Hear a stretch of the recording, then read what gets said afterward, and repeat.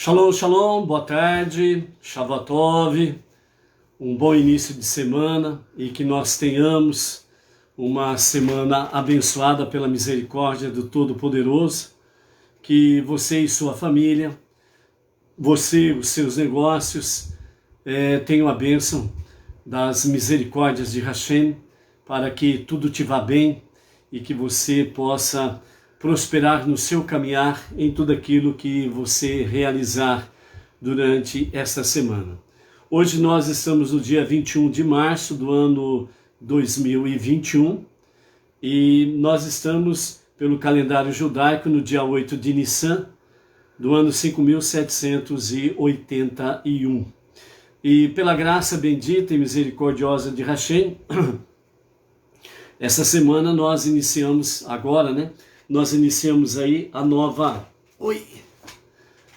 Parashá, e nós temos aí então a nossa nova Parashá, que é Tzav, 25ª Parashá.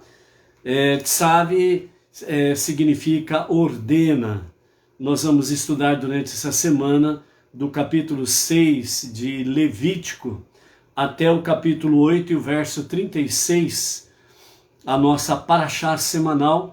Diariamente estaremos aqui para a nossa leitura diária da Torá com comentários de Rashi. E essa semana nós estaremos então estudando 96 versículos. E até aqui nós já estudamos 2.851 versículos. E ao completarmos essa semana, então nós estaremos completando 2.947 versículos. A nossa Parashá, ela está no capítulo 6 de Levítico. Levítico é o terceiro livro dos 5 livros da Torá. Então, bendito seja Hashem, que até aqui nós já estudamos 2 livros completos da Torá, desde o dia 17 de outubro do ano 2020. Ok?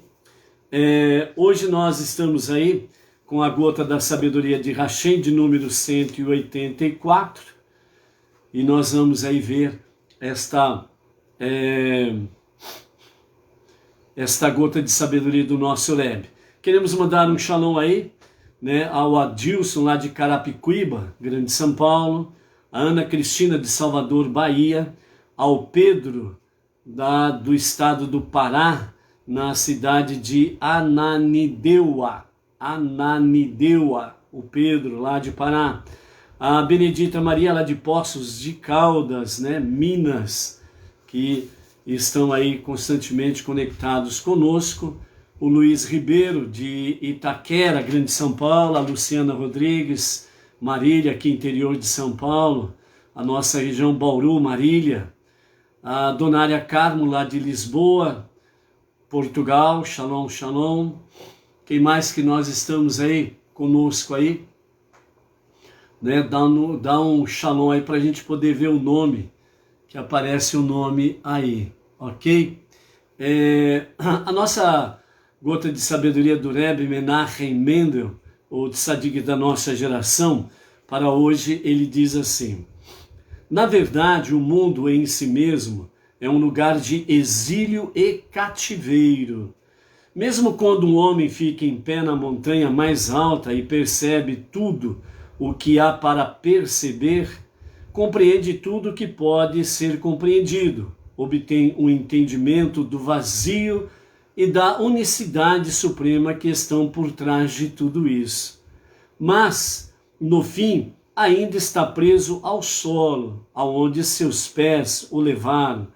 Seus olhos não enxergaram além de seu próprio globo ocular. Sua mente só compreendeu aquilo que ele é capaz de saber e só alcançou aquilo que é alcançável. Ele permaneceu dentro do seu próprio eu. A prova: ele permaneceu com um Deus que está em cima e uma terra que está embaixo, e os dois não podem encontrar-se. Sua libertação e a libertação do mundo inteiro só ocorre quando aquele que está em cima vem para baixo e nos diz: faça isso. Com esse ato, você e eu nos comprometeremos. Então, não existe em cima e embaixo. Então, só existe um. Ok? Jandir Dias, Campo Grande, Mato Grosso do Sul. Shalom, Jandir. A Yaritza, Mônica, lá do Chile. Também, shalom, shalom. Bom estarmos juntos em A Tarde com a Torá, né? E o nosso Rebbe trazendo para nós essa gota de sabedoria, esse ensinamento, né, nos fala que, de uma forma assim resumida e simples, o homem ele pode estar no lugar mais alto, numa montanha mais alta que possa existir, mas ele está limitado à visão ocular, daquilo até onde ele pode enxergar. Ele pode compreender aquele vazio que está diante dele de uma forma limitada, mas ele permanece apenas assim. Ele pode até entender que há um Deus acima de todas as coisas, que está acima dos céus. Mas se ele não trazer Deus para a terra, então ele continua separado de Deus. E trazer Deus para a terra não é somente crer que há um só Deus que está acima de todas as coisas, acima de tudo e de todos. Mas é necessário trazermos Deus para a terra. E trazermos Deus para a terra significa libertar-se de si mesmo, do ego, libertar-se do eu, libertar-se do para mim. Para que realmente Deus possa encontrar em cada um de nós um coração quebrantado, melhor dizendo. Um coração quebrantado, um espírito contrito. Onde a pessoa reconhece não somente que há um Deus acima de tudo e de todos, mas que ele, você, a própria pessoa, ela precisa reconhecer que ele não é nada sem Deus. Ele precisa reconhecer que eu não posso deixar Deus lá em cima e eu ser um Deus aqui embaixo. Eu preciso reconhecer que eu não sou nada. E que ele, somente ele, o soberano do universo, só ele é tudo. E que eu preciso dele para todas as coisas e para todas as situações da minha vida. Então, dessa forma, eu trago Deus dos céus para a terra. Então, nessa conexão, nós nos tornamos um. Eu e Deus, Deus e eu. E você pode fazer isto. E quando nós fazemos isto, nós estamos vencendo as trevas, a escuridão, estamos vencendo o mundo perverso, e aqueles que estão a serviço da escuridão, a serviço da perversidade, nós estamos vencendo. E então trevas, escuridão começam a apagar-se e a luz vai prevalecendo. E à medida que a luz vai prevalecendo, não somente eu tenho conexão com Deus, mas todos aqueles que ouvem a mensagem da unidade e da unicidade de Hashem, o único Deus, o único Salvador, o único Criador, com base nos 5 primeiros livros da Bíblia. Então não é somente eu que estou nessa conexão com o infinito, com Deus. Outras tantas dezenas, centenas, milhares e milhões de pessoas começam a ter essa conexão com Deus.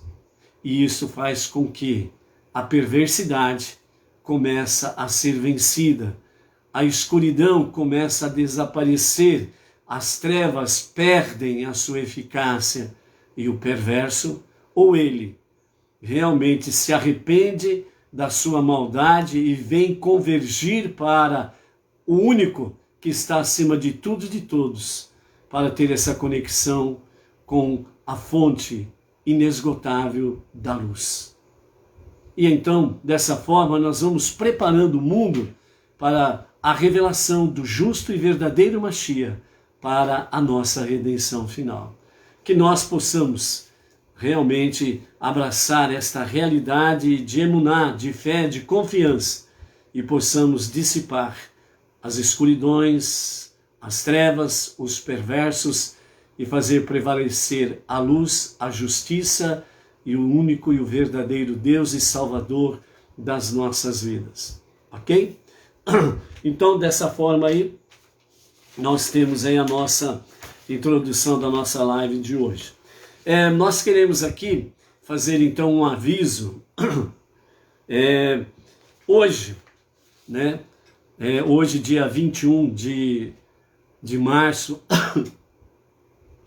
de 2021, às 18 horas, nós estaremos novamente reunidos e estaremos trazendo uma prece, aliás, estaremos trazendo algumas preces para o Brasil e o mundo, né? Diante desses dias de pandemia e essas adversidades terríveis que não somente o Brasil, mas o mundo inteiro está padecendo.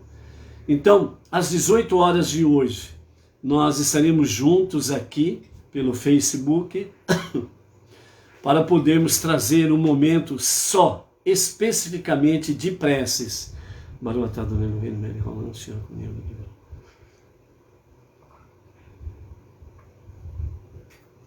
Então nós teremos aí, a partir das 18 horas, esse momento especial de preces para o Brasil, para aqueles que aqui habitam nesse país, não só os brasileiros, mas todo estrangeiro que aqui habita, para trazermos alguns momentos de luz, alguns momentos da Shekhinah, a presença divina, e de preces, somente preces, baseados realmente preces na sabedoria judaica, na sabedoria da palavra, na sabedoria dos 5 primeiros livros da Bíblia, na sabedoria de Salmos principalmente, e também nos conselhos que Deus nos dá através dos seus profetas. Então, hoje a partir das 18 horas, preces para o Brasil e o mundo. Compartilhamos aí nas redes sociais, compartilhamos aí o convite para esse momento. Então, não somente venha curtir o convite, mas venha também compartilhar com aqueles seus conhecidos e a roda, o círculo, né, de amizades que você tem nas redes sociais, ok? Então, além do nossa tarde com a Torá, às 18 horas nós temos aí um encontro de preces para o Brasil e para o mundo, ok? Então, a nossa paraxá dessa semana é a 25ª e ela tem o nome de Tzav. E Tzav significa ordena, né? Então vamos para a introdução da nossa paraxá semanal com os comentários de Rashi e dos demais sábios do povo judeu. Então a paraxá Tzav, ela tem uma introdução interessante que nos chama a atenção com a seguinte pergunta: nós realmente temos livre escolha? Nós temos realmente livre escolha? O chamado livre arbítrio? Sim ou não? Muitos, sem sombra de dúvidas, Vinícius Costa, né, Ribeirão Preto, Shalom Vinícius, não chegou muito atrasado não, Vinícius, fica tranquilo. Estamos no começo ainda. Falamos alguns avisos, vamos repetir no final da live, fica tranquilo. Estamos iniciando a introdução à nossa paraxá semanal de Tzav, 25ª paraxá, cuja tradução é ordena. Então, nós realmente temos livre escolha, livre arbítrio? Talvez, né, alguém possa dizer assim, sim, temos. Outros poderão dizer, não, não temos. Ou outros poderão dizer, não sei. Então essa é uma realidade que temos diante de nós, né? Momentos em que nós pensamos que temos livre-arbítrio.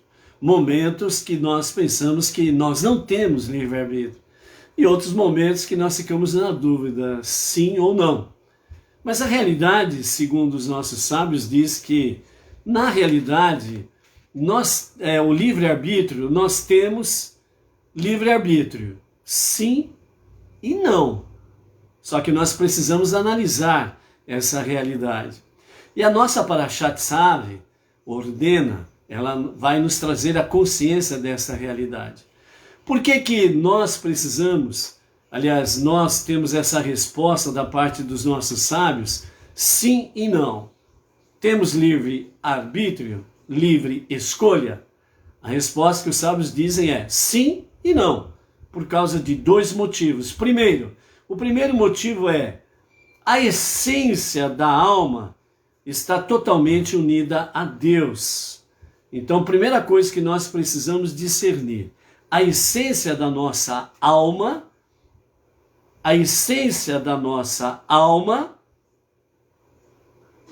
ela, nesse nível que dentro das ciências é chamado de subconsciente, então nesse nível subconsciente, a alma deseja observar todas as mitzvot, todos os mandamentos, e evitar transgredir qualquer proibição.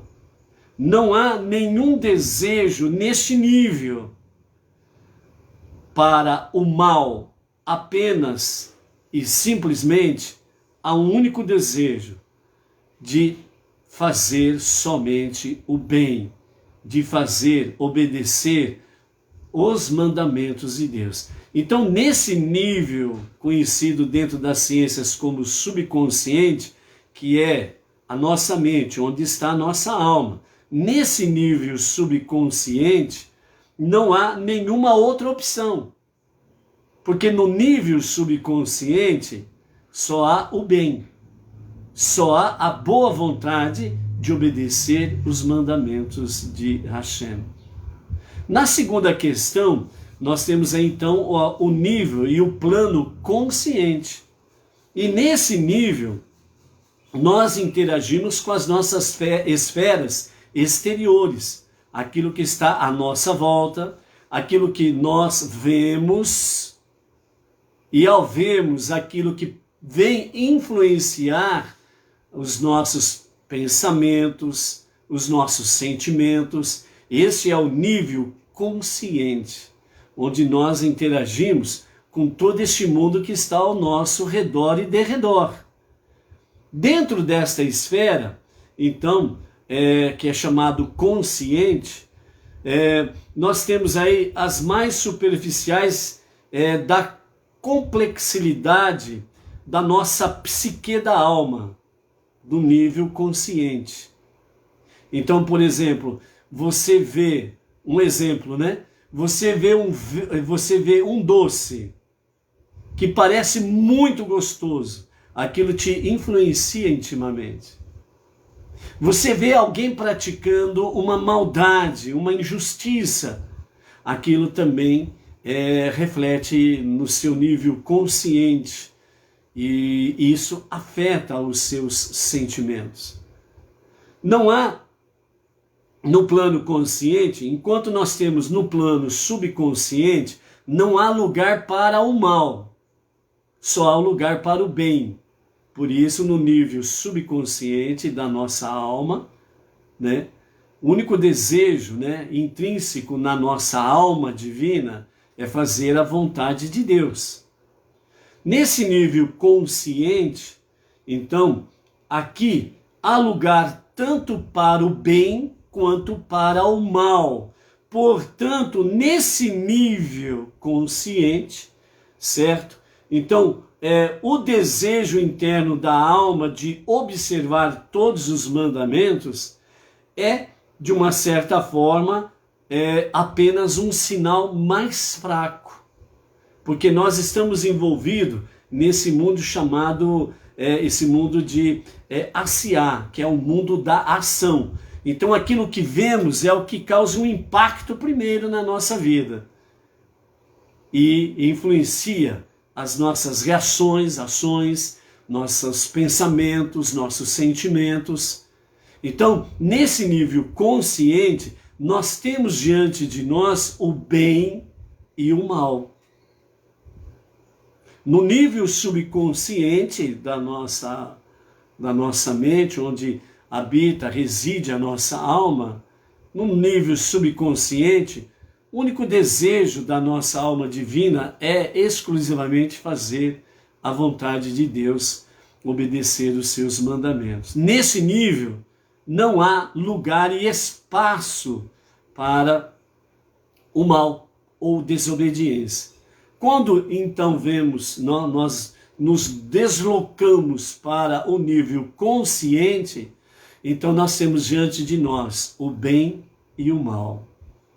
Agora nós temos escolha. No primeiro nível subconsciente, não há escolha. A única opção é fazer exclusivamente a vontade de Deus. Ok? Nesse segundo nível, que é o nível consciente, aqui nós estamos diante da esfera exterior. É o nosso contato com o mundo exterior, onde nós habitamos, onde andamos, onde comemos, bebemos, nos alimentamos, onde nós dormimos, trabalhamos, onde nós vemos, enxergamos o bem e o mal sendo uma realidade diante dos nossos olhos.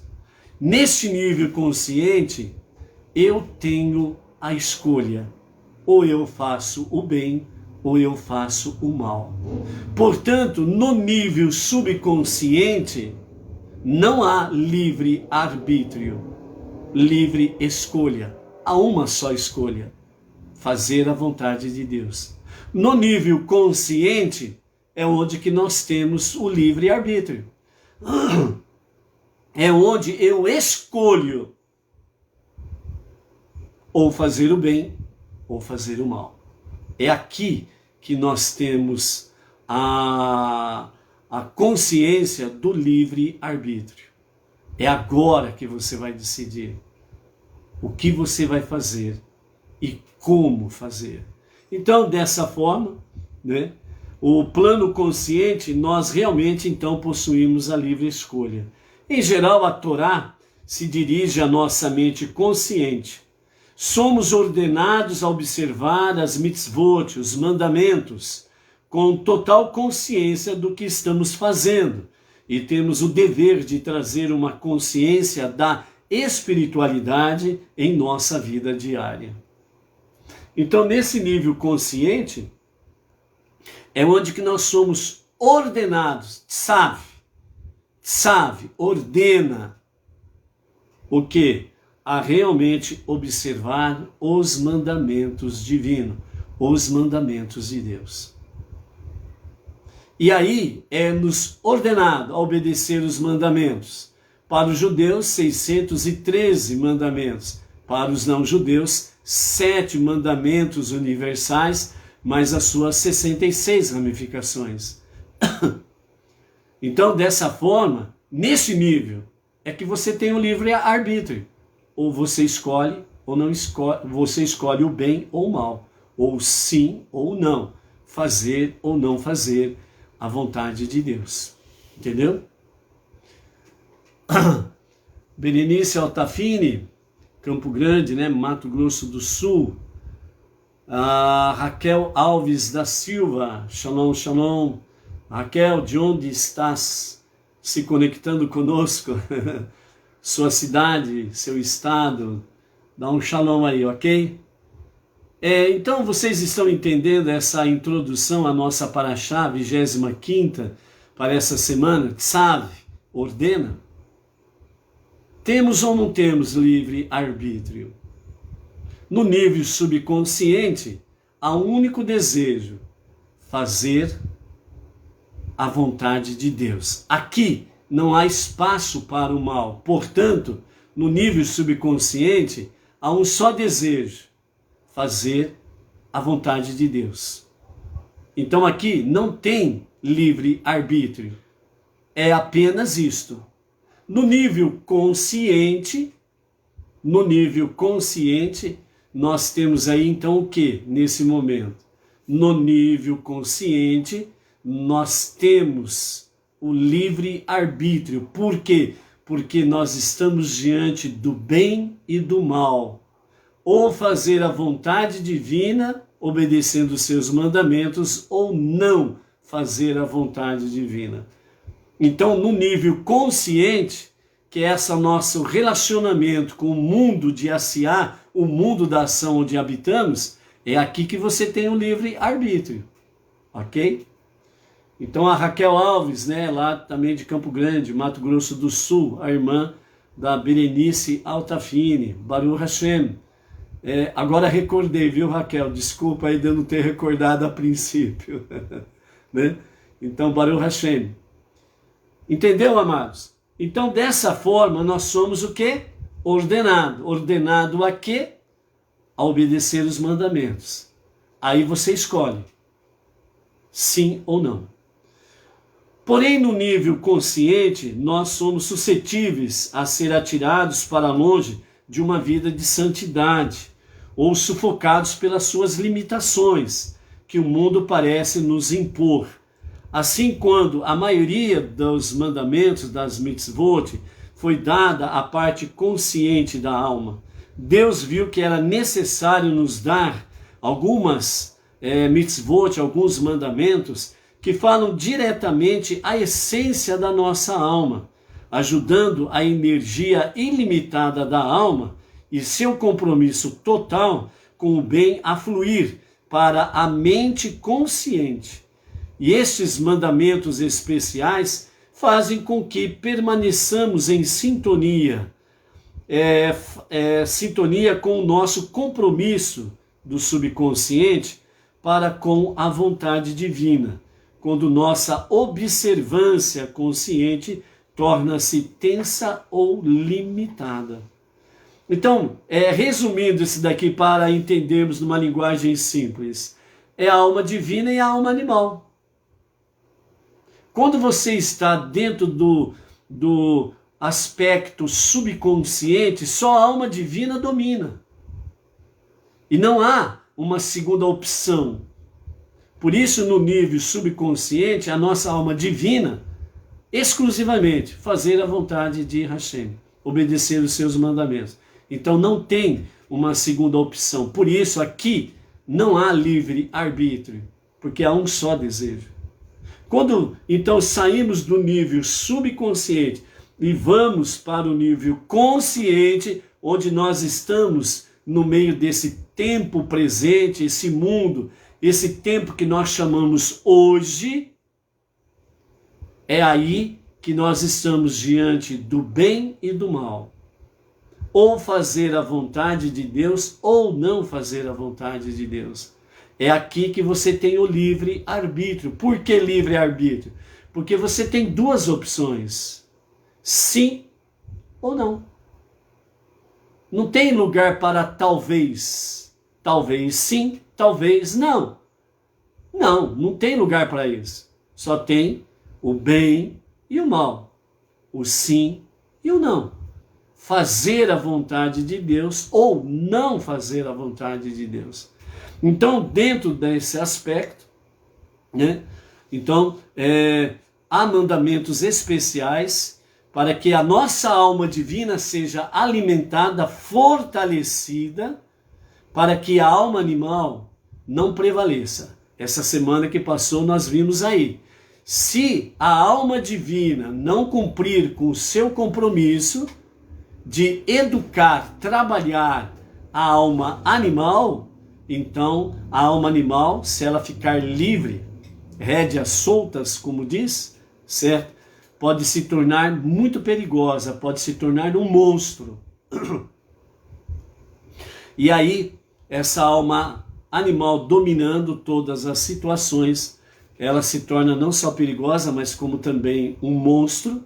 E aí você vê o que acontece por aí afora, as aberrações em todos os níveis, que você vê pessoas fazendo no mundo aí fora, certo? Então essas aberrações, essas maldades em dimensões assustadoras, mostram exatamente isso. A alma animal, ela dominou a alma divina da pessoa. Então fazer o mal para elas é prazeroso. Fazer o mal para o próximo é algo que lhe traz satisfação, alegria, mas não escapa do juízo divino. É o que nós estamos vendo aí em vários níveis no meio da sociedade, das cidades, dos estados, dos países, né? Estamos vendo aí, por exemplo, esses dias que nós estamos aí enfrentando uma pandemia mundial. Infelizmente, muitos governantes estaduais e municipais, muitos deles preferem ver as pessoas morrendo do que dar a elas uma oportunidade de vida. Médicos e médicos, cientistas e cientistas, especialistas em infectologias, estão, graças a Deus, né, estão aí abrindo a boca, tendo coragem e ousadia para dizer que nós temos remédios bons e baratos que salvam vidas.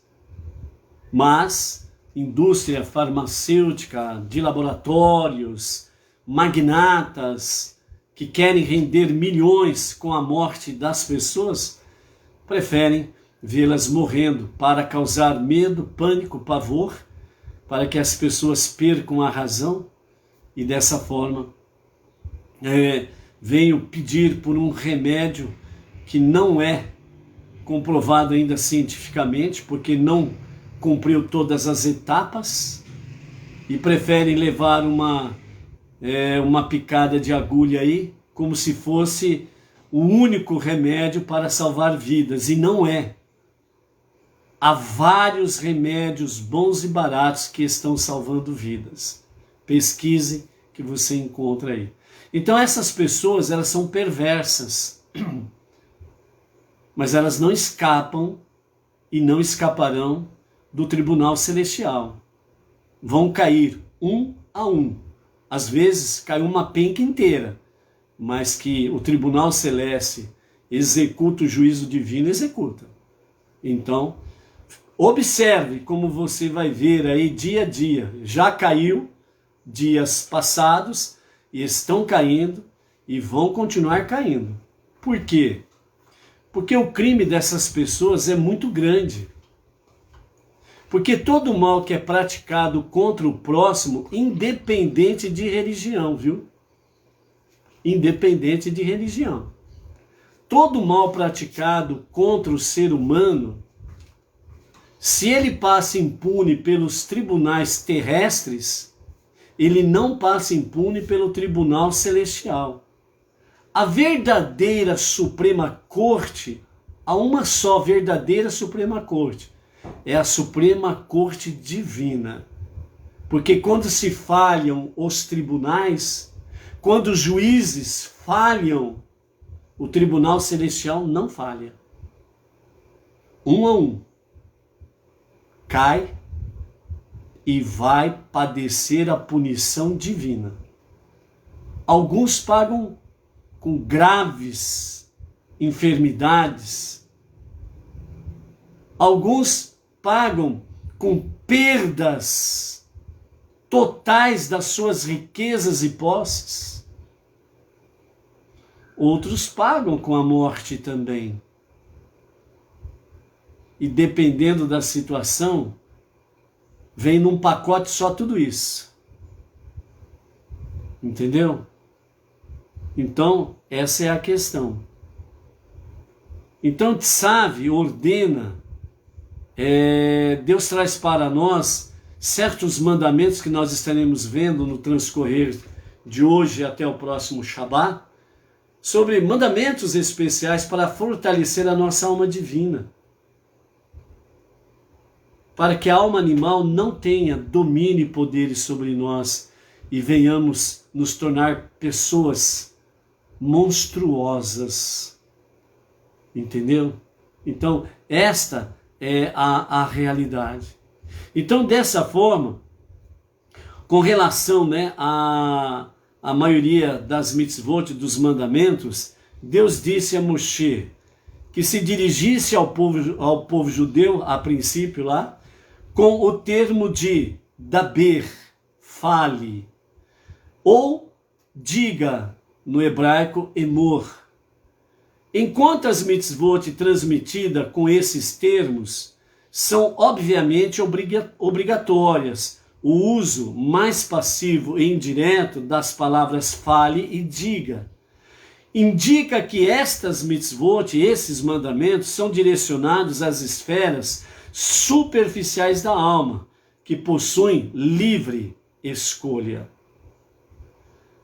Na Parashá, então vejam bem, para entendermos aí, antes de entrarmos em Tzav, na palavra Tzav. Nós já estamos na Parashá, lógico. Mas para entendermos, quando Deus ele usa a expressão daber e emor no hebraico, que é daber, fale, emor, diga.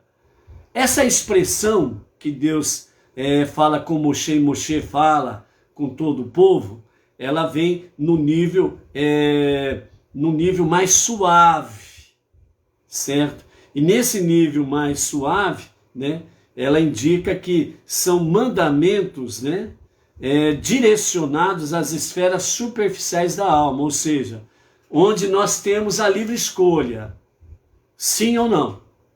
Agora, vamos entrar então nesses comentários que os sábios nos trazem da seguinte forma, agora indo para o nível Tzav.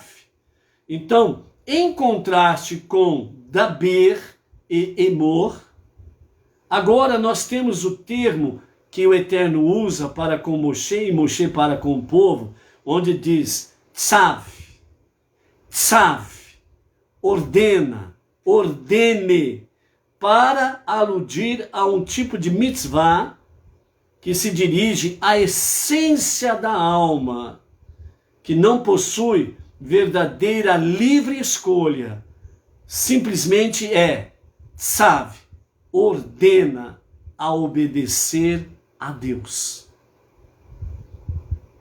Então, nessa nossa Parashá, Tzav, ordena, nós estaremos aprendendo no sentido de mitzvot, mandamentos, que diz de forma clara, objetiva e direta, Tzav, ordena. Não há espaço para argumentar. Não há espaço para outra questão a não ser apenas obedecer. Porque ela está ligada ao mais íntimo do nosso ser, ao mais íntimo da nossa psique, da nossa mente, do nosso cérebro, ao mais íntimo do nosso subconsciente, onde está a nossa alma divina. Tzav, ordena.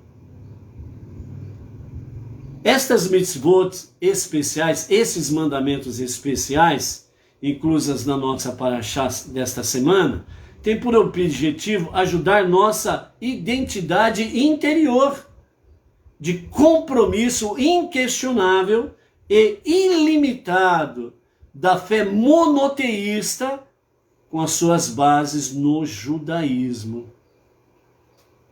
Para os não-judeus, compromisso inquestionável e ilimitado da fé monoteísta com fundamentos no judaísmo. Para os judeus, é um compromisso inquestionável e ilimitado da fé judaica.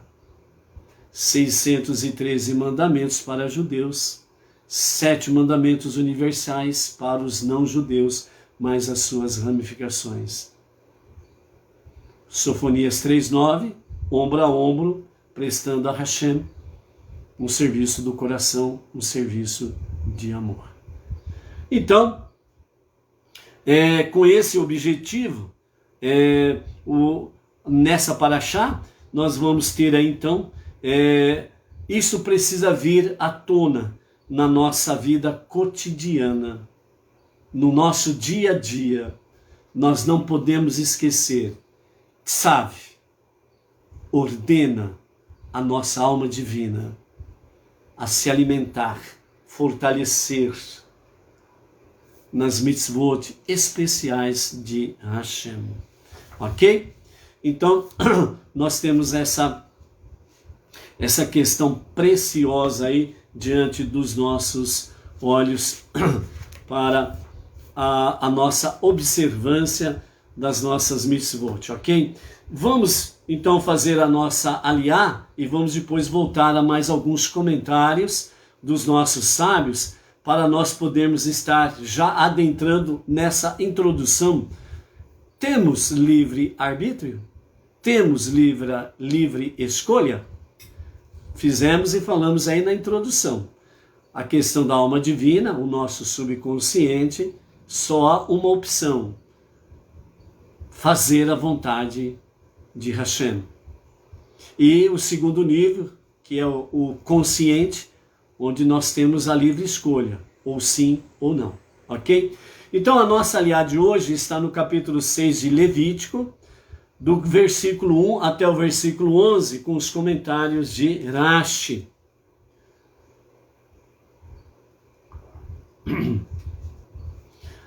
A oferenda de elevação. Vamos continuar então no que parou a paraxá anterior, Vaikra, sobre a oferenda de elevação.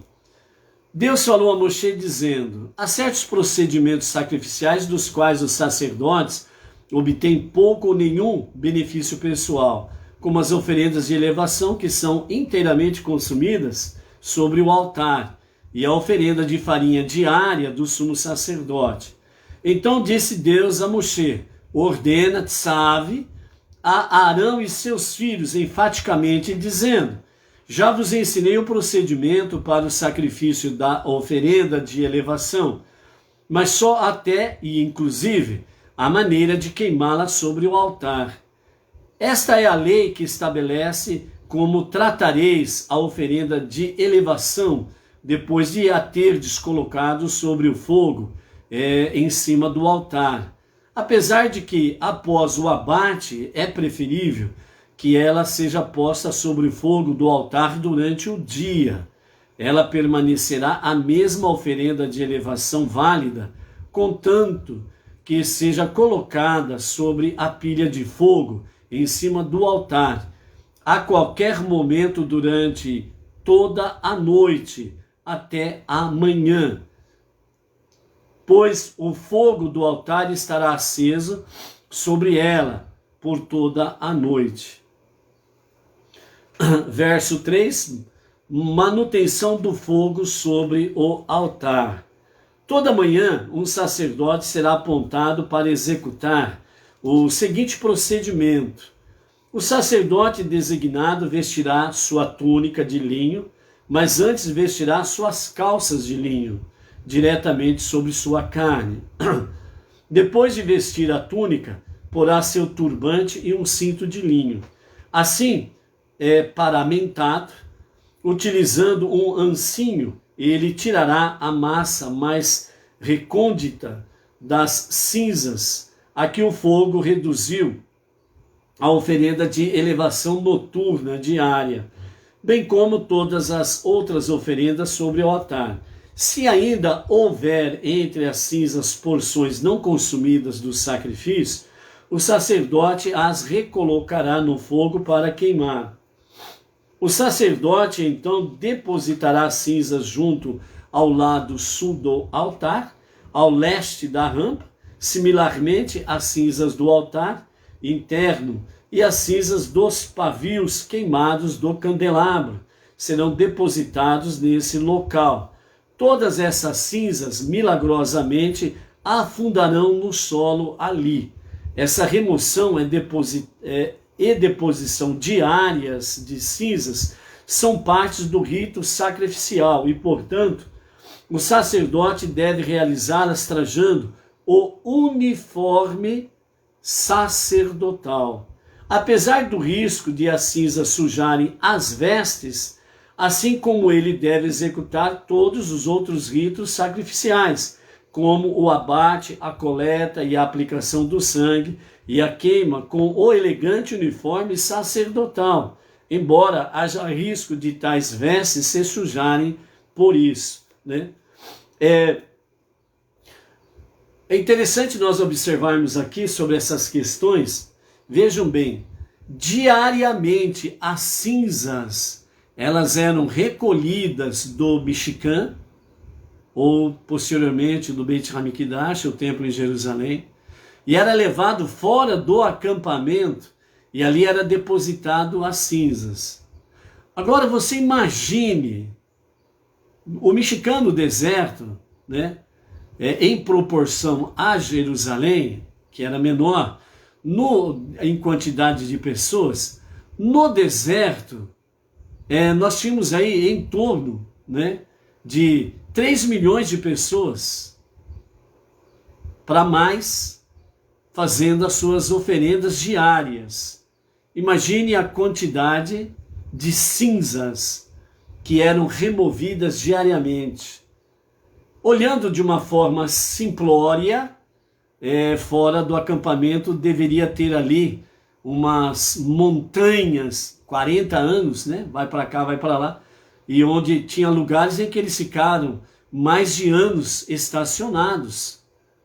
Então imagine as montanhas de cinza que se fariam colocando ali as cinzas fora do acampamento. Porém, né, algo sobrenatural, um milagre, um grande milagre acontecia diariamente, quando os sacerdotes depositavam essas quantidades enormes de cinzas fora do acampamento.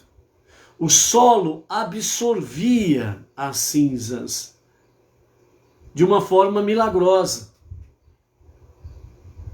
Então, quando o sacerdote ia no dia seguinte para colocar os novos e vários inúmeros carrinhos de cinzas, no mesmo lugar que ele depositava, as cinzas do dia anterior já não estavam mais ali.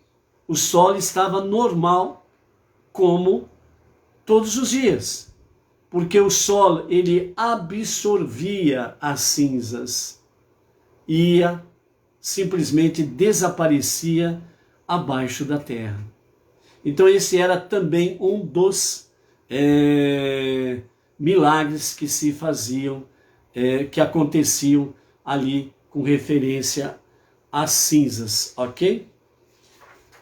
No versículo 4, né, nós temos aí então, ainda falando sobre a questão das cinzas, né? Então diz que o sacerdote despirá seus trajes sacerdotais usuais e vestirá outros trajes sacerdotais de qualidade inferior, e então ele levará as cinzas a um lugar designado ritualmente puro fora do acampamento. Esse local puro ficou conhecido como depósito de cinzas. O fogo aceso sobre o altar não se permitirá que se apague, porque embora um fogo divino desça do céu para consumir os sacrifícios, começareis a queimá-los com fogo produzido por ação humana. O sacerdote escolhido a cada dia para a tarefa acenderá lenha nova sobre ele todas as manhãs e arrumará os pedaços cortados da oferenda de elevação matinal diária diretamente sobre ele. Isto é, esse será o primeiro sacrifício ofertado a cada manhã, de modo que nenhuma parte de nenhum outro sacrifício se interporá entre ele e as toras novas colocadas sobre o fogo todas as manhãs. Ou seja, todas as manhãs trocava-se o turno de sacerdotes. Ao trocar o turno dos sacerdotes, o altar, ele tinha que estar limpo, não poderia ter sobras nem de cinzas e nem de vestígios dos sacrifícios anteriores. Então, o novo turno de sacerdotes, ele chegava ali, ele ia preparar o altar, ele ia colocar a lenha, ia colocar o fogo e em seguida ia colocar o sacrifício matinal sobre o altar para a queima do sacrifício. Certo? Então, cada turno se mudava. O sacerdote, o Kohen, e sempre estava limpo o altar, né? E dessa forma também nos fala sobre a questão de arrumar a lenha e o sacerdote colocar o fogo. Mesmo sabendo, né, como a própria Torá escrita diz, e mais os comentários de Rashi, quando o sacrifício começava a pegar fogo, um fogo divino descia e consumia completamente o sacrifício. Mas primeiro tinha que ter a ação humana. O sacerdote, o Kohen, ele tinha que preparar o altar, colocar a lenha e em seguida colocar o fogo. A lenha pegou fogo, então imediatamente ele colocava sobre o altar o sacrifício. Quando o sacrifício começava a pegar fogo, então vinha um fogo celeste, um fogo do céu e consumia todo o sacrifício. Indo para um nível mais profundo, segundo os nossos sábios, e segundo os próprios comentários de Rashi, traz para nós o quê? Qual é o aprendizado nessa situação? O homem, o ser humano, ele não pode agir sozinho. Deus, ele não precisa de nada e de ninguém. Porém, Deus, ele só se manifesta quando a ação do homem ela está indo encontro a Deus. Por isso que os sábios dizem que Deus, ele fez do mundo espiritual algo físico, material, ou seja, do mundo espiritual ele materializou o que nós vemos, o que existe nesse universo. Agora é preciso ter uma ação inversa, ou seja, a ação humana transformando o que é físico, o que é material, em algo espiritual, para que o ser humano, na sua ação, transformando o físico, material em algo espiritual, ele possa ter um encontro com Deus.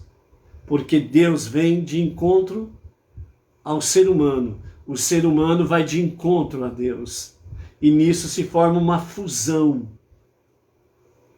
E aí, como dizem os sábios, dentro de um nível de Mishnah, Kabbalah, Talmud e etc., nessa fusão, o infinito, junto com o finito, forma uma ação extraordinária. O infinito, ele se contrai, faz tzimtzum, ele se contrai, ele diminui, não o que ele é, ele diminui a sua manifestação para que o universo e o ser humano possa suportar, e o ser humano, com a sua, por ele ser finito, ele se transforma em infinito. Por isso, a nossa alma divina, ela é infinita. E quando nós agimos assim, nós nos tornamos um com Deus. Nos tornamos infinitos com Deus.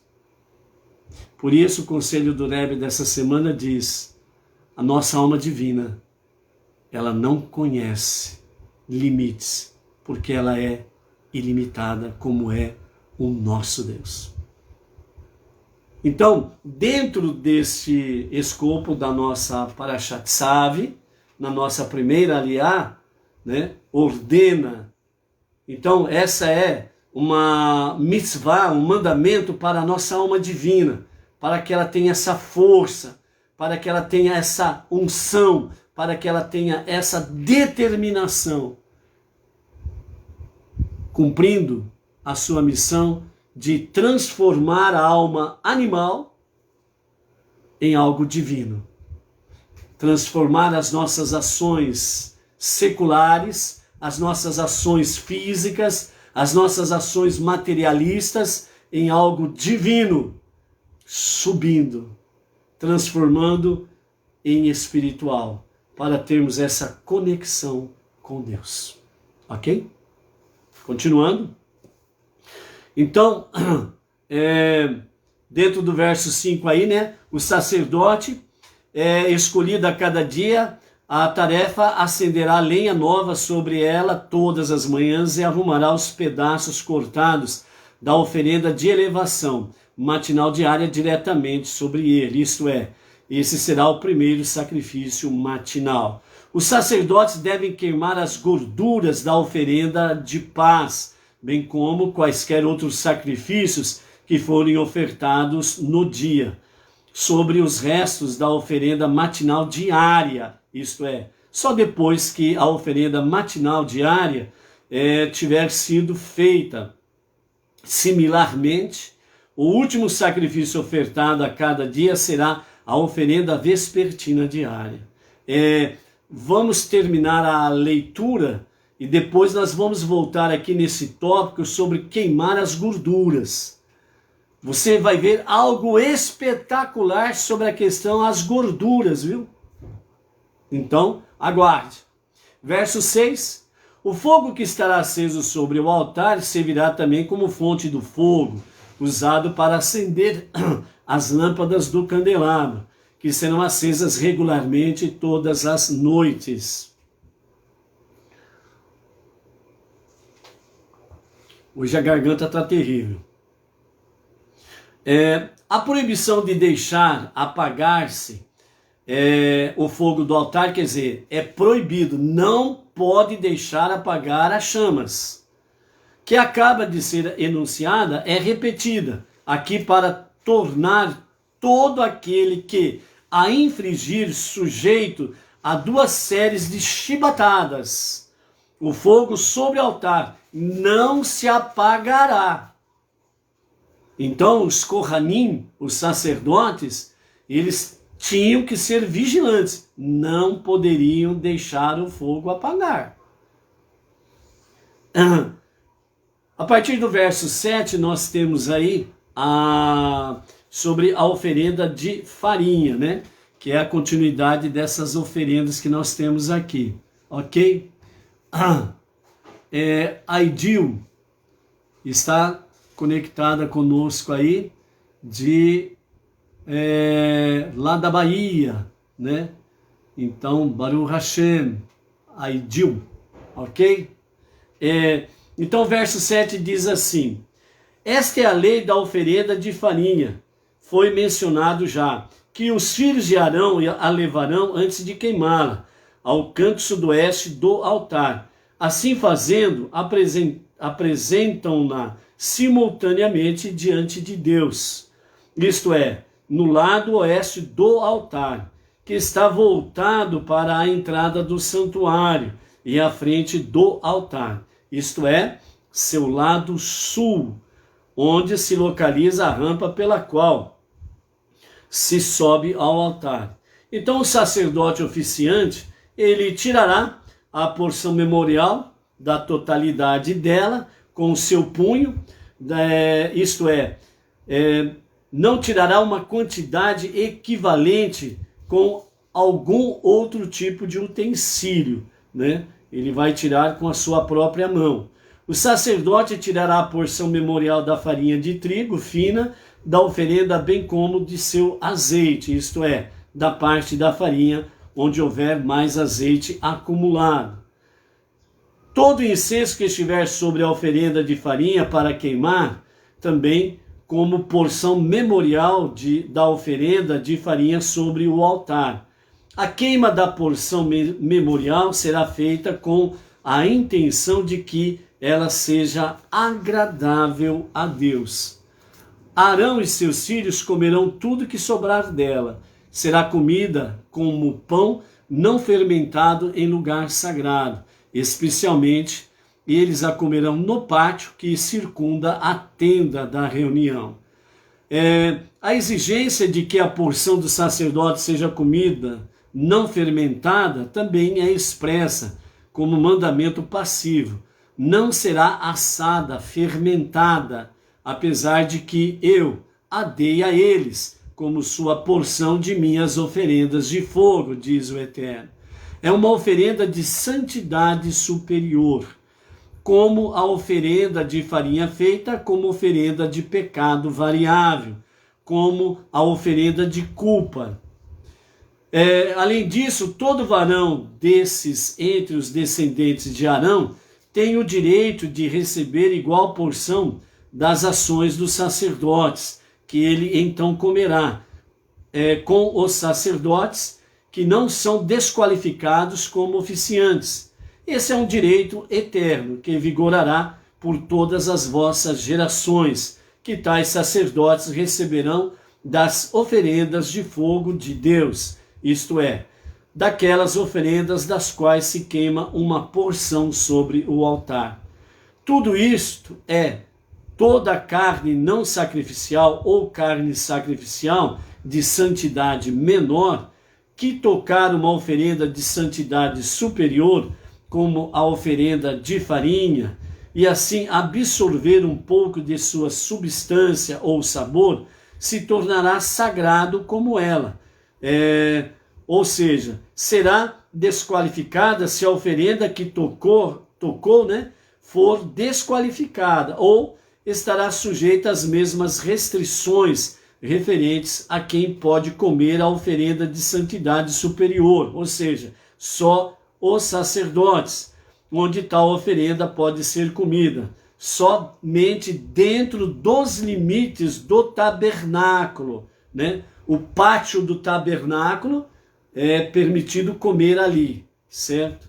E quando além o fim da noite seguinte ao dia em que ela for ofertada, certo? Então, as oferendas que eram levadas, tanto no Mishkan, tabernáculo, no deserto, como no Beit Hamikdash, o grande templo lá em Jerusalém, então aquilo que era permitido comer, tanto para o ofertante, aquele que estava levando o korbanot, o sacrifício, como os Kohanim, que tinham direito de comer também dessas partes permitidas, só poderiam ser comidos dentro dos limites do Mishkan ou do Beit Hamikdash. Então, o pátio do Mishkan e o pátio do Beit Hamikdash em Jerusalém só podia ser ali, no máximo ali no pátio. Não poderia ou não pode, pegar partes do sacrifício e sair dos limites do tabernáculo ou do Beit Hamikdash. Não poderia. É aquela famosa questão: você vai numa festa, você foi convidado para ir lá num aniversário, você foi lá convidado para ir lá numa, como diz, numa festa de casamento ou algo semelhante, Então, para os convidados, tudo que está ali na festa é permitido comer e saborear. Esse é o objetivo original das festas. Mas tem aquelas pessoas, por exemplo, que pegam daquelas coisas ali e enfia no bolso, na bolsa, Eu vou levar um pouquinho para casa, E sai da festa levando aí no bolso, nas sacolas, nas bolsas, levando para casa para comer mais tarde ou no dia seguinte, Simplesmente isso é errado. A não ser, no caso aqui da festa secular, né? A não ser que o dono da festa diz assim, ó, se vocês quiserem levar alguma coisa para casa, podem levar. Mas se essa ordem não for dada, né? As pessoas têm aquela malandragem, né? Como diz, né, aquele ditado popular, aquele jeitinho brasileiro, né? Então, eu vou até a mesa lá dos doces, por exemplo, eu pego 10 unidades de doce, como 5 e enfio 5 no bolso, ou na sacola, ou algo semelhante, para levar para casa. Aí daqui a pouco eu vou lá, pego mais 10, né, como uns 2, 3, aí coloco lá na bolsa, lá 6, 7, 8, para levar para casa, né? Então, se o dono da festa não autorizou, não é certo levar embora não, ok? Então, a grosso modo, quando nós agimos dessa forma nas festividades seculares aí, né? Então nós estamos cometendo o pecado do furto, ou o pecado de apropriação indébita, né? E estamos levando embora. Então, dentro desse nível, no sentido de transgredir, né, um mandamento, uma ordenança, os sacrifícios que era permitido comer. Então, nessa grande festa no Mishkan, ou no Beit HaMikdash, nessa grande festa, não era permitido enfiar nada no bolso, na sacola ou nas bolsas e levar embora, né? Entre aspas, né? Vou levar um bifinho para casa. Negativo. É para ser comido ali. Se não conseguir comer tudo, então leva para casa. Não. Vai tudo ser incinerado. Ok? É simples assim. Ok? Então, dessa forma, nós encerramos a nossa primeira aliá, né? Já nos traz algumas coisas importantes, né? Para que nós possamos aí conhecer. Agora, vamos a alguns comentários aqui a mais que os nossos sábios trazem através do Talmud, Mishnah, Kabbalah, né? Então vamos ver algumas coisas aqui interessantes sobre a questão de gorduras, né? Então nós temos aí sobre a ordenança, né, de oferenda queimada. Quando nós lemos aí no verso 2 a oferenda queimada, nós depois lemos na sequência lá no verso 5, né, queimar as gorduras da oferenda. Então, sobre a questão de queimar gorduras, vamos lá. Embora participar de um sacrifício seja uma mitzvah, a pessoa não deve comer do sacrifício até que suas gorduras tenham sido queimadas no altar. Isso nos ensina que uma pessoa só pode estar segura que uma mitzvah foi corretamente cumprida quando sua gordura, entre aspas, ou seja, seu prazer, seu ego, seu eu, seu egocentrismo, suas raivas, suas invejas, sua raiva, seu ódio, estas gordurinhas sejam queimadas. Ou seja, o ofertante, ele só poderá estar corretamente seguro que que ele cumpriu a mitzvah de ofertar um sacrifício que foi realmente agradável a Deus, depois que a sua gordura é queimada.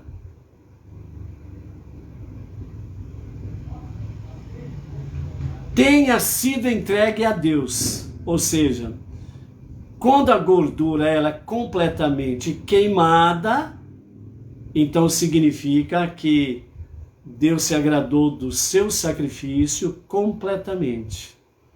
Então, sobe como incenso agradável a Deus. O comentarista, né, que nos traz aqui os nossos sábios, diz gorduras entre aspas, que significa traduzindo gorduras do texto da Torá escrita, dando vida a essa gordura através dos ensinamentos que os sábios nos trazem, através do Talmud, Mishnah, etc.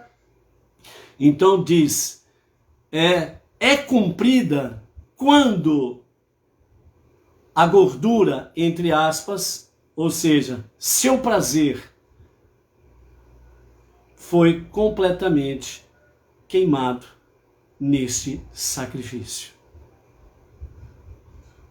Somente deste modo, ela pode estar segura de realizar os mandamentos, não por causa da satisfação que elas trazem, mas puramente por amor a Deus.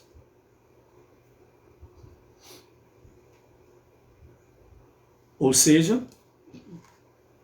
vamos colocar mais uma tradução aí para entendermos. Você diariamente vai à presença de Deus para os seus korbanot, para os seus sacrifícios a Deus. Os nossos sacrifícios a Deus, agradável a Ele, quais são? São as nossas preces diárias, onde nós temos techuvá, arrependimento e conexão com Deus. Aliás, arrependimento e retorno a Deus. Tefilá, que são as nossas preces e conexão com Deus. Tzedaká, que são as nossas ações, ofertas, dízimos de forma voluntária, com atitudes de bondade, caridade, de amor, que são atos de justiça. Estudo de Torá, não podemos nos apartar diariamente dos estudos de Torá. E quinta, as nossas 7 leis universais. Esses são os nossos korbanot. Esses são os nossos sacrifícios. Mas como que nós temos essa garantia de que os nossos sacrifícios foram aceitos por Ele? Nós temos que queimar as gorduras. Mas vamos entrar um pouquinho mais fundo sobre gorduras? Uau! O livro Vaikra. Opa! Deu uma pequena queda no sinal, mas já estamos de volta aí, ok? Vamos então continuar? Então, o nosso terceiro livro da Torá, que é Levítico, Vaikra, desde o seu princípio, nós estaremos constantemente vendo sobre a questão também dos sacrifícios, e de forma mais intrínseca no nosso interior, no nosso mais íntimo. Então vejam bem nessa questão de gorduras, né? O que os sábios falam para nós também nesse sentido. Nós vimos na liá de ontem sobre aquela questão de sacrifícios pelo pecado da dúvida, se eu cometi ou não, né, um pecado. Então, dentro desse termo aí, é usado sobre a oferenda, o korban, né? Korban é o singular de korbanot. Korban, oferenda, korbanot, oferendas. Ou também você pode usar o termo sacrifício ou sacrifícios. Então, korban, singular, korbanot, o plural, ok? Então, dentro dessa esfera aí, o korban, a oferenda, para essa questão sim ou não, para que o erro não passe desapercebido, então, esta oferenda, ela é chamada de Asham, Talui, não passar desapercebido. Quando alguém está em dúvida se cometeu ou não algum pecado, que tenha como consequência o castigo de carete. Qual é o castigo de carete? o que significa caret? Então os nossos sábios dizem que caret significa morte espiritual. Gorduras. Ou seja, vamos chegar lá, hein? Então, o Hasham Talui, ele na realidade está mostrando para nós a questão queimar gorduras. Obviamente, a princípio, num ponto de vista simples e superficial, não resta dúvidas de que uma mente sã para um corpo são é algo maravilhoso. Ou seja, queimar gorduras no sentido do nosso corpo físico, a questão do nosso organismo é saudável e nós precisamos procurar uma vida saudável, não resta dúvidas, certo? Mas não é só isso.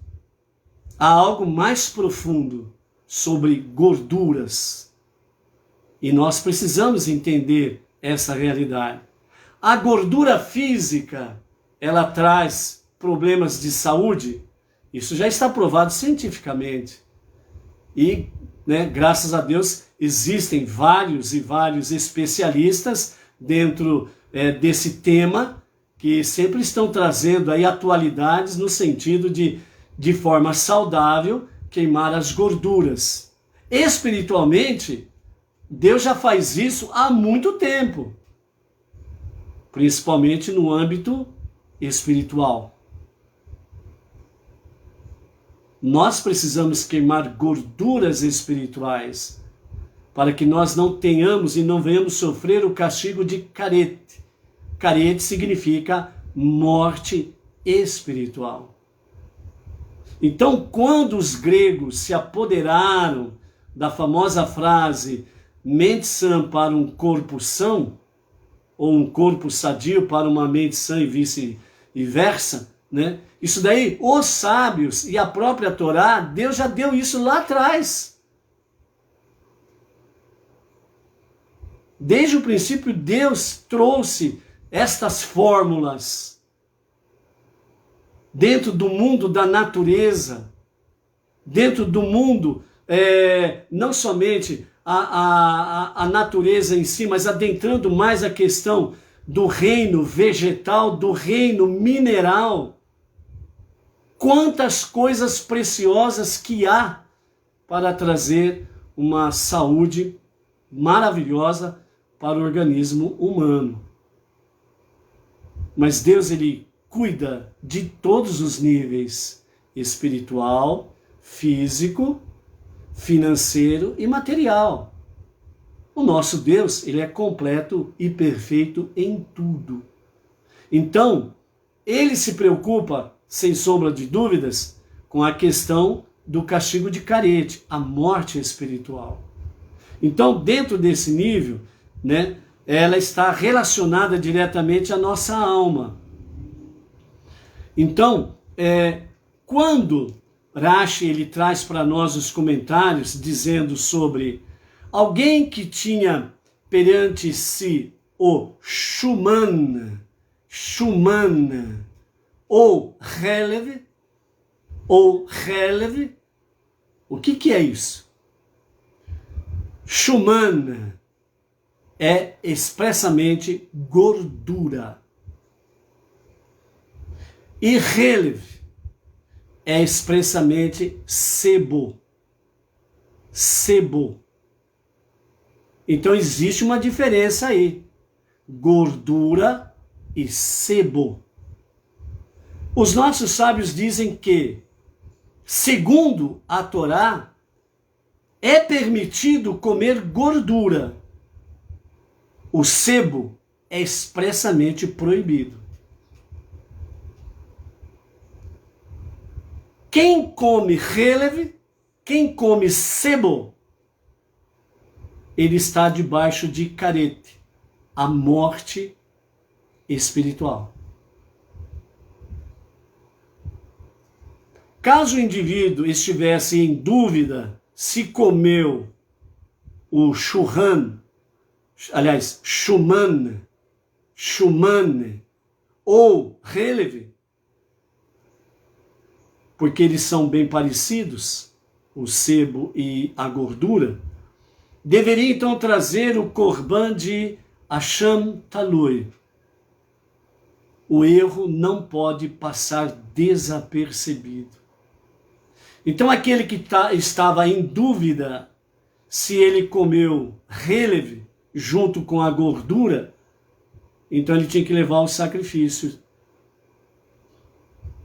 para que ele não sofresse a punição de Karet, a morte espiritual.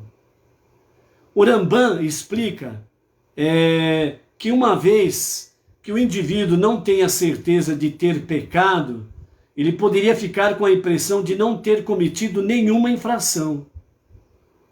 No entanto, a Torá não admite esse pensamento, obrigando-o a trazer um korban de valor ainda maior que outros sacrifícios.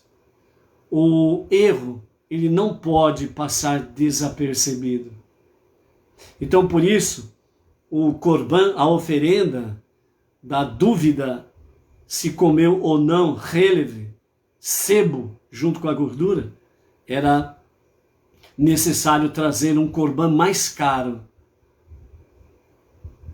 E aí então era queimado toda a gordura. Agora, ao mesmo tempo que temos trazido sobre a questão de conhecimento no sentido externo, com um pouco de conhecimento no sentido espiritual profundo, então agora nós vamos no sentido um pouco mais profundo, sobre a questão gordura e sebo, Shuman e Helev. Então, os nossos sábios dizem, segundo o Rabino Barrier, ele comenta sobre essa questão dizendo assim: onde constam algumas condições necessárias para que nós possamos atingir a techuvá, o arrependimento com retorno à nossa origem, Deus. Enquanto o pecado passar desapercebido, nós não sentiremos necessidade de nos redimir. Ou seja, a importância do reconhecimento do pecado é essencial, é importante. É importante que nós venhamos reconhecer o nosso erro cometido e o quanto ele é reprovável. Então, uma das grandes mensagens dos korbanot, dos sacrifícios, no Mishkan, o tabernáculo no deserto, e o Bet Hamikdash, o grande templo em Jerusalém, Deus ele não tem prazer nenhum nos sacrifícios de animais. Isso está falado pelos profetas, pela própria Torá, os 5 primeiros livros da Bíblia. Mas ele permitiu que isso acontecesse para que o ofertante, aquele que leva o korban, a oferenda, o sacrifício, e ele está presente no momento da morte do animal, quando ele é de médio e grande porte, ele coloca a mão sobre a cabeça do animal no momento em que ele está sendo sacrificado, para que ele sinta que era ele que tinha que estar ali, naquele lugar, no sentido espiritual, Karet, morte espiritual. Para que ele pudesse realmente reconhecer o seu erro e ele pudesse reprovar o quanto é desprezível aos olhos de Deus nós sermos violadores dos seus mandamentos. E ao mesmo tempo, o sacrifício do animal ou dos animais, como principalmente os animais, eles eram muito usados na idolatria, na antiguidade dos povos pagãos, ainda existe muita gente por aí afora usando animais como divindades, como deuses, mas antigamente era muito forte isso.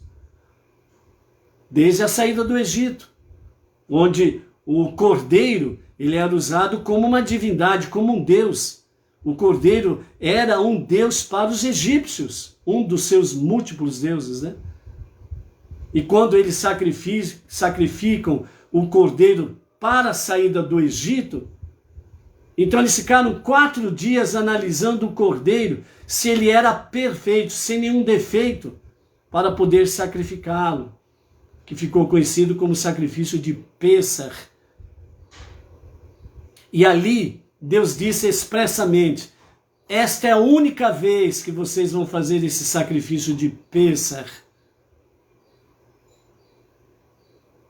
E o sacrifício ali do cordeiro, em Pêssar, não foi um sacrifício para perdão de pecados, foi um sacrifício de Pêssar, um sacrifício da idolatria, para que eles tivessem mérito de vencer a idolatria do cordeiro e pudessem ter mérito para sair do Egito.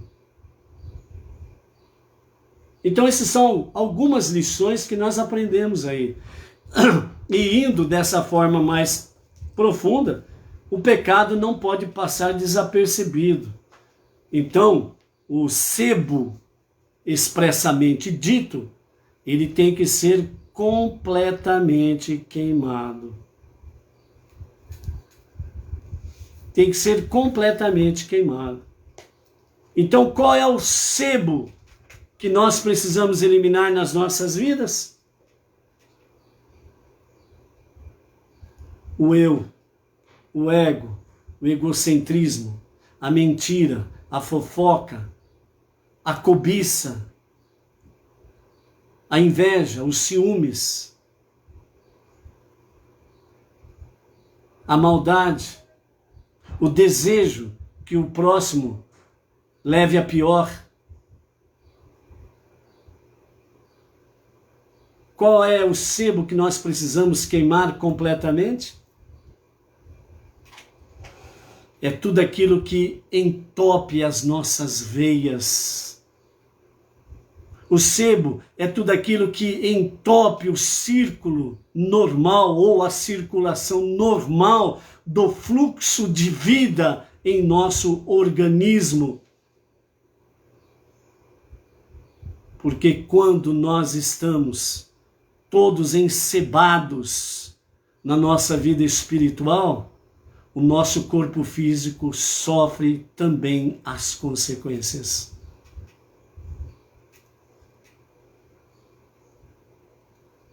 Portanto, quando você for à presença de Hashem, com seus korbanot, as suas preces diárias, queime todo o sebo completamente. E ao sair da presença divina, que você saia limpo, purificado e não encebado. Entendeu? Essa é a nossa introdução, a nossa paraxá semanal, Tzav. Começamos bem a semana, não é verdade?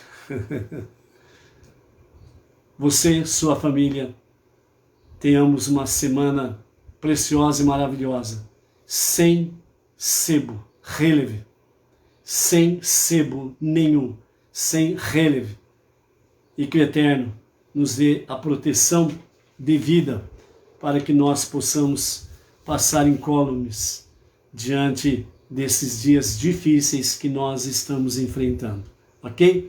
Então, para